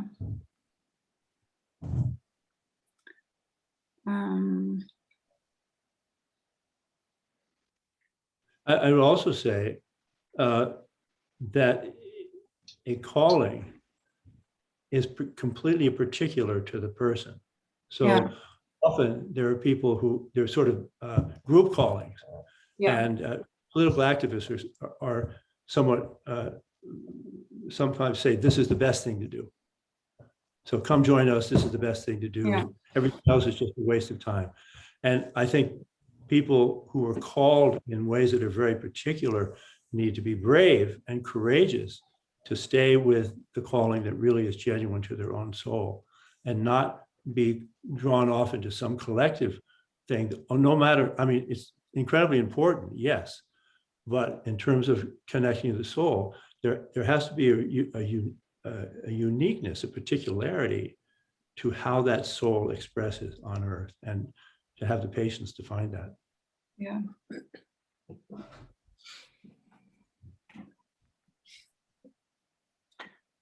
Okay, people, you can send in more questions if you have a few questions that are lingering and that you're I have a question actually for the people out there.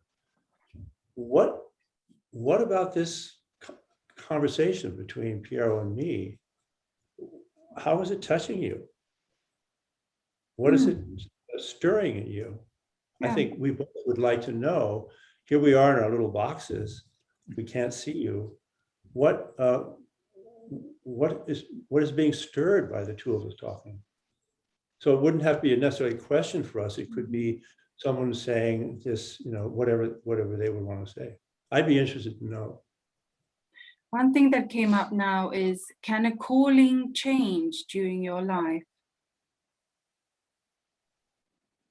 Well, that's a great question. Again, you'd have to look at the particularity. I would say that what happens is a calling differentiates. Mm-hmm. In other words, there can be a seed. A person starts out as a kindergarten teacher, and that really is wonderful for him or her. Then she gets interested in education and becomes a principal. Then she goes on a school board, then whatever. So that the arena of expression will expand around an original calling. So sometimes you can have people who think they have their calling and do it to a certain point and hit a dead end. Then they have to let go of that and in a sense, true themselves. So in that sense, the calling can change. You certainly see people who change careers. Yeah. So I think it's both. I think it's, but the thing I've seen is beautiful, that once a person gets rooted, then the world opens up to receive them more and more and more and more. And their work expands way beyond anything that they expected would happen for them. Yeah. And it's a beautiful thing to see.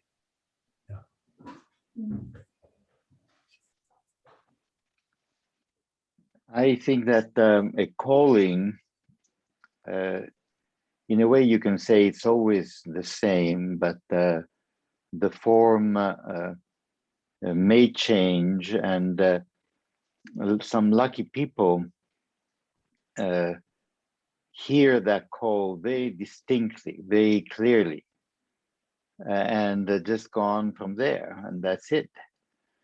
Yehudi Menuhin, the great violinist, started playing at the age 3, and then went on like that for the rest of his life. But that's rare. The call, we can hear that call, but it's maybe very confused. It may be very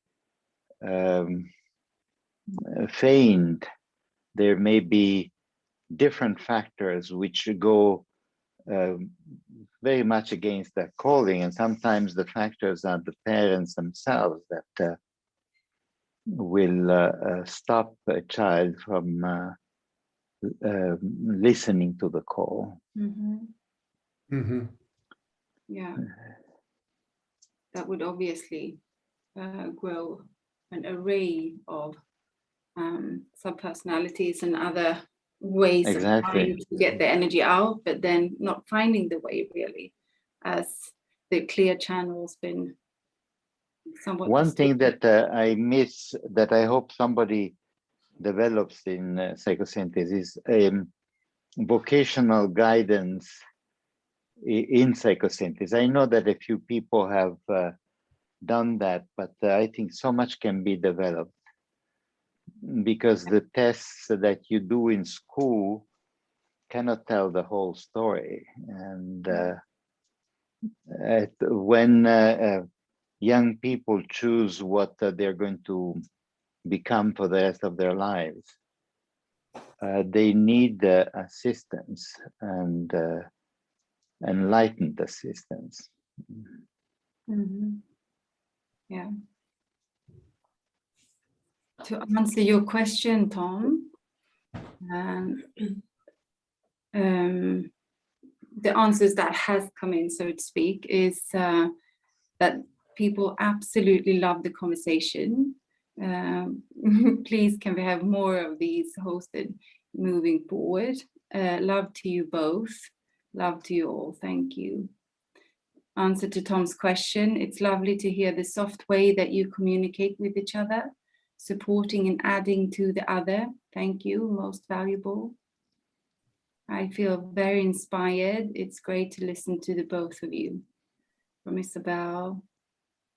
And then another one that comes, I'm curious about Piero and Tom's vision for psychosynthesis moving forward, their wishes for the new generation of psychosynthesis and areas where psychosynthesis has possibilities, applications, and potential for growth. Obviously, this was one, the vocation guidance. Would you like to say something on that question? Sure, go ahead, Piero. No, you go ahead. You go ahead. I'm slower in thinking. Well, you know, I would say, having witnessed, let me put it this way, having witnessed in a generation when we studied psychosynthesis in the 70s, 60s and 70s, what we learned was in-depth psychotherapy. We learned, and you know, you can't believe some of the things we did, long daydreams, hour and a half daydreams with people. You know, it was consciousness, consciousness, consciousness. And but the reason we learned that, and it was different than how Roberto worked completely, because we took, in California, we took the human potential movement with this experiential work and all its modalities and brought it in within the frame of psychosynthesis. So we were taught to be depth psychotherapists, spiritual psychotherapists, whatever. And there was a huge need for that. And, you know, we were in our 20s and early 30s, and we were teaching board certified psychiatrists who were 20 years older than us from New York City, who were dying for what we had. It was a very exciting time because the need was for an expansion of psychotherapy. And James Hillman came along, all sorts of people came along to do that. That happened, and it wasn't needed anymore. And what I've seen at the last 10, 20 years is coaching.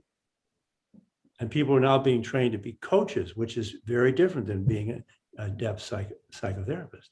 It doesn't mean there isn't still room for depth psychotherapists, but in terms of psychosynthesis, it's responding to a need for more grounded behavior, actually, and hopefully soul-connected change. Why is that? Because the planet really needs that. Cultures really need that. Families really need it. So psychosynthesis within my generation has adapted itself to the deeper needs. So what I would say is the future of psychosynthesis is continued adaptation to the experiential, demanding needs of the planet and the populations that we treat as we go forward in the process of evolution. And I couldn't quite say what that's going to be, but I see that happening. And I certainly see the coaching is something that's very striking and is taking off. I mean, it's become a metaphor that really suits the needs of the time. And Piero referred to us as dinosaurs, and we are dinosaurs in a way. We have this skill that's no longer really needed. So that's fine. The point is that psychosynthesis will grow as the need is presented. That's how I would answer that question. Thank you. I think that the center of it all is the relationship between one person and another person. Then it can also enlarge to a group, a community, society, the universe. But that's where we start, the relationship between two people. And it can take many shapes of therapy, counseling, guidance, coaching, educating, being a parent. And in my opinion, we're still very much at the beginning. I see many people working in the field of education in my country, in Italy, and there's still a lot of work needs to be done because education is going a different way, much more, at least in Italy, but I think all over, in a much more superficial way, so based on quizzes and so on. I see the field of business as very open and promising, and there is business and also of sports, because they have this contradiction that they're both based on competition, and we teach people to also how to not be competitive, also how to be vulnerable, and that's a big contradiction that we have to learn to deal with. We don't want to teach people just how to be more competitive. We want to teach them also how to be less competitive at times, Collaborative. without going bankrupt. Mm-hmm.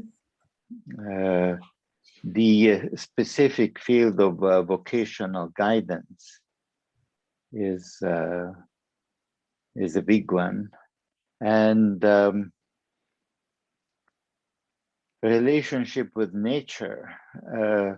I think that field has greatly enlarged. I know there are people that specialize in forest bathing. I know that there are therapists that just do therapy by taking you for a walk, but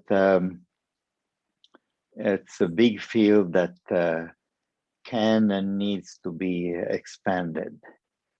And then as I mentioned before, I think the dimension of play, of free play, which we sorely miss. Yeah. Which I also think is an opening to beauty.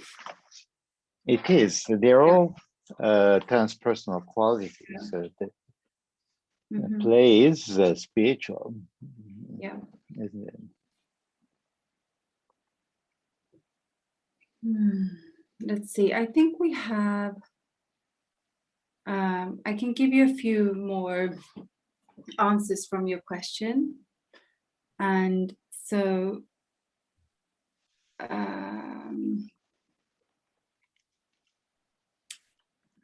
I feel very inspired. It's great to listen to the both of you. Thank you.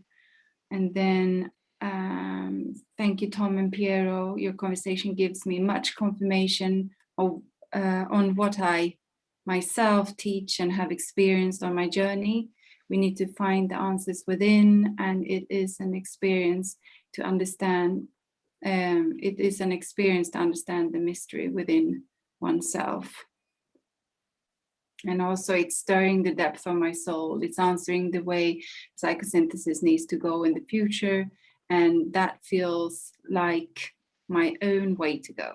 Thank you to both Piero and Thomas. Wonderful. You know, I want to mention a book that I think has to do with the future, which is published now by Petra Noccelli. Yes. A beautiful book called Know, Love, and Transform Yourself. And she has pulled together in the most wonderful ways, a 2-volume book eventually, the sort of basis of psychosynthesis practice. And I think that a future of psychosynthesis, those books express a future of psychosynthesis where the relationships between all the different practices are also seen.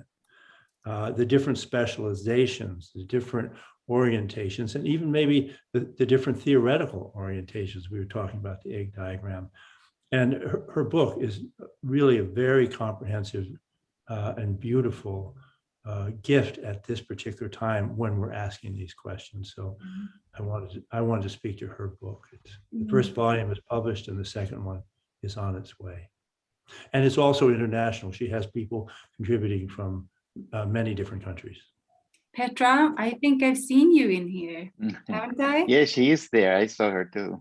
Yes, I'm here. I invite you to the conversation. Mirsha, can you please? Yes, I'm here. I don't know if you can hear me. Yes, we hear you. There you are.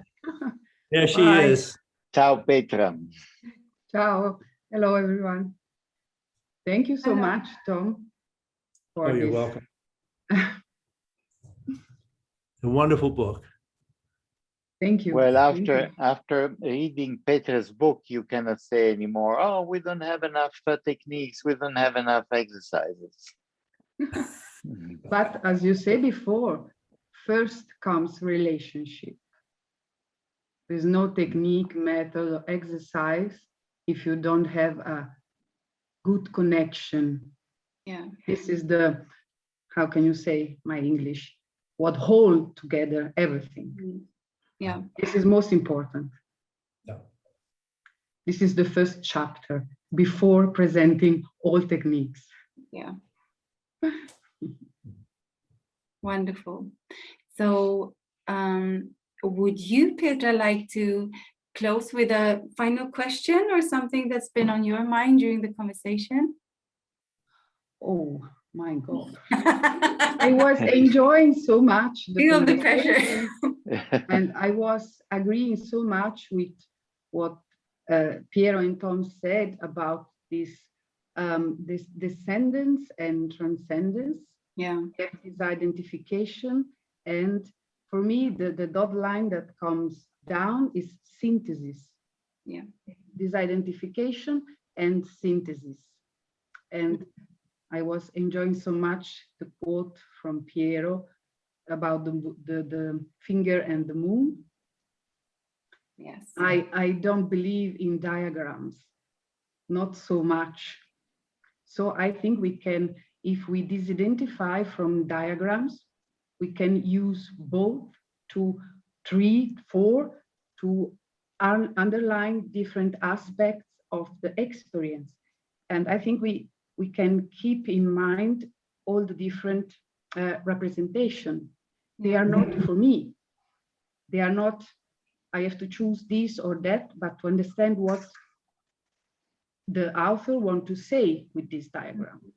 Yeah. And I think valuable thing I think by everybody, John Fearman, of course, Roberto Sajoli, you're new with the self, Tom, descending. I love your book so much. Yes, so Yeah. I'm a bit, I was not expecting to say something. Sorry, I didn't want to jump you, but I just took the opportunity to. That's when you save into the best conversation. things, when you Thank don't you so expect much. it. Yeah, I know that your work is highly appreciated, and we enjoyed having you here last year so much. So I, of course, wanted to take the opportunity to include you this time as well. Yeah. So the comments keeps pouring in of love and appreciation for this time spent together. And many more has said, thank you, you encourage and inspire me. Oh, this is a good one, I think. Is there a shadow side of possibly diluting psychosynthesis, psychotherapy, coaching, education, sports, etc.? I'm not sure actually what she means with it. Well, maybe it could be, not, yeah, go ahead. No, I interrupted you. Well, I was just thinking, maybe this person, there is a risk of making psychosynthesis over simple, which in a sense is diluting it or diminishing it. And, you know, Roberto said to Sam Keen that the limitation of psychosynthesis is that it has no limitation. Yes. So there is a possibility of the superficial use of psychosynthesis. Mm-hmm. We saw that in the human potential movement, where it would be taken and glommed onto something else, and then someone with no training would do a workshop, psychosynthesis and body work, something like that.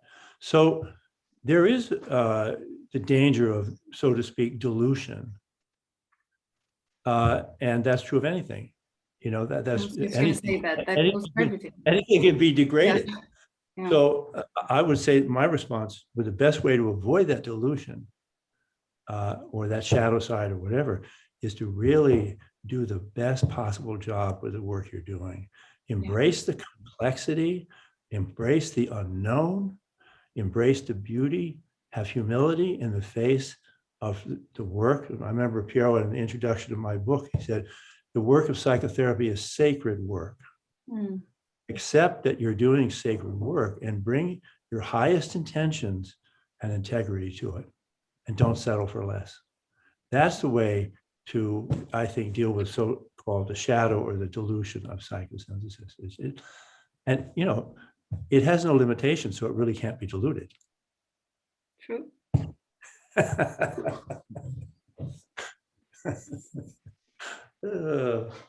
Well, I hope you know that today, officially, I found out just a few hours ago, today is the Pizza and Beer World Day. And there's a World Day for everything, including chocolate. So a few years ago, in the beginning, I was skeptical of World Days of psychosynthesis, and some of my colleagues were too. But I completely changed my mind, and I'm very grateful to you who have organized and coordinated this day. It was a way of being together, and if need be, to show us that warmth and soul can flow through the digital as well, believe it or not. I felt a warm feeling seeing all your faces, even the black and white shapes. Yes, I agree. A closing word. I would from say you, thank you. Yeah. Just thank you for the opportunity for the two of us to be together and to talk and to raise these issues. And you know, there are no answers, but Only there's this questions. ongoing questions, and it's wonderful to share the questions and hear how we're all thinking about them together.